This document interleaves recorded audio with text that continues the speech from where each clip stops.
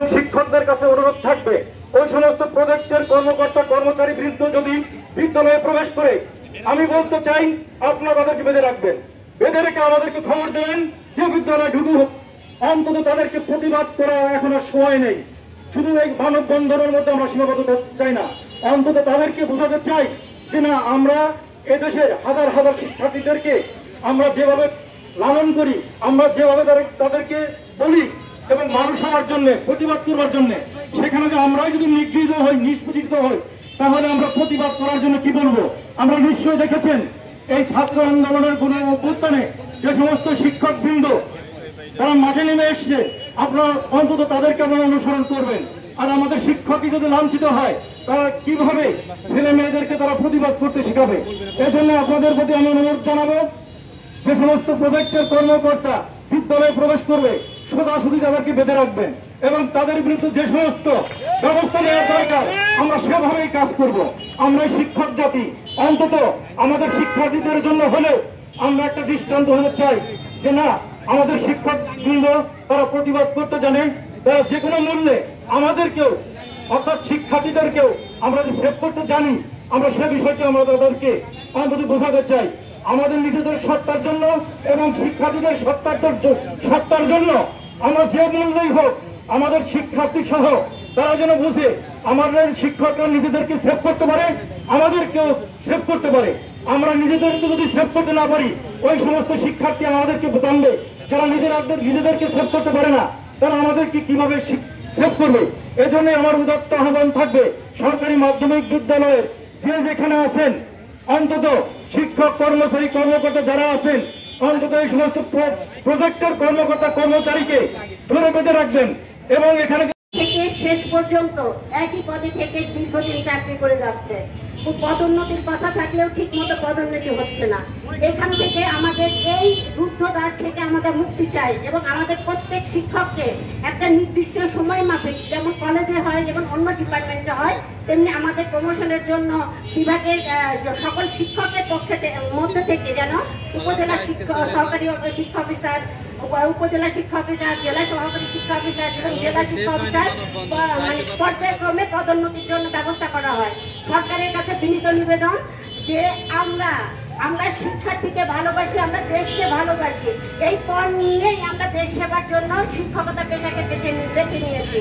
এই শিক্ষকতা পেশাকে আমাদের যদি আমরা যখন নমনীয় থাকি, দুর্বল সেটাকে দুর্বলতা না ভেবে আমাদের উদারতা এবং ধৈর্যশীলতা মনে করবেন। আমাদের এই ধৈর্যশীলতা থেকে আপনারা কখনোই বিন্দু মাত্র দুর্বলতা না ভেবে আপনারা পাশে থাকবেন। আমরা সবসময় সরকারের পাশে আছি এবং আমাদের দেশে যে শিক্ষার্থীদের আমরা তৈরি করছি, এই শিক্ষার্থীরাই দেশ চালাবে আগামীতে।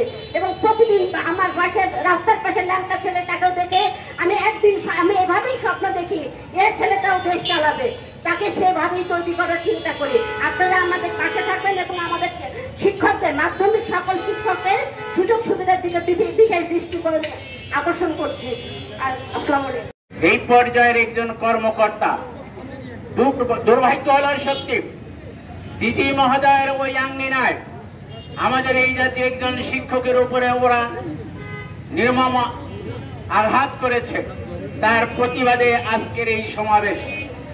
আমরা অত্যন্ত ধৈর্যশীল। আমি ডিজি মহোদয়ের দৃষ্টি আকর্ষণ করে বলতে চাই, এদের বিরুদ্ধে যথাযথ ব্যবস্থা নিন, অন্যথায় শিক্ষকদেরকে আর শ্রেণীকক্ষে বদ্ধ রাখা যাবে না।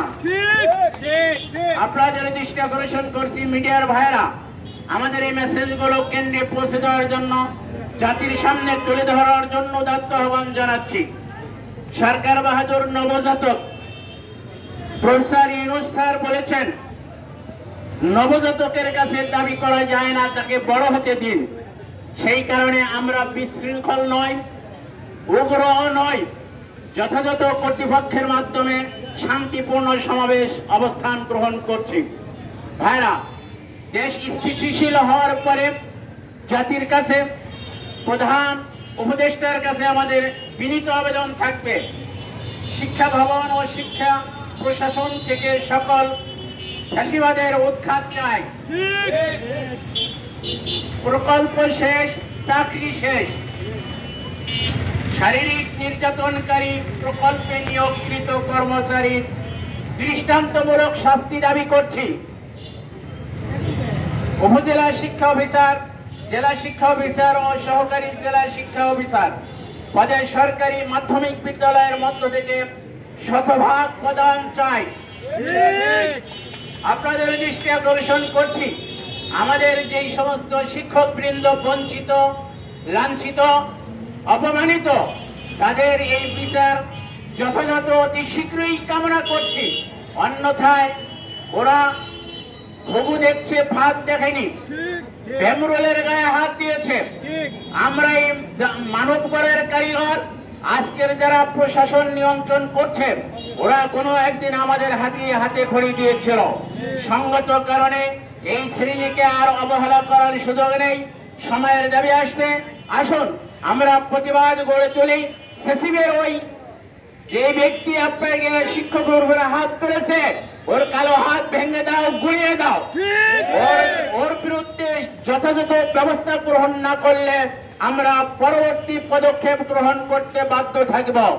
সবাইকে আমাদের এই রৌদ্র হরতাপের মধ্যে সময় দেওয়ার জন্য মিডিয়া বৃন্দের ভাইদেরকে ধন্যবাদ জ্ঞাপন করে আমার বক্তব্য সমাপ্তি রেখা টানছি।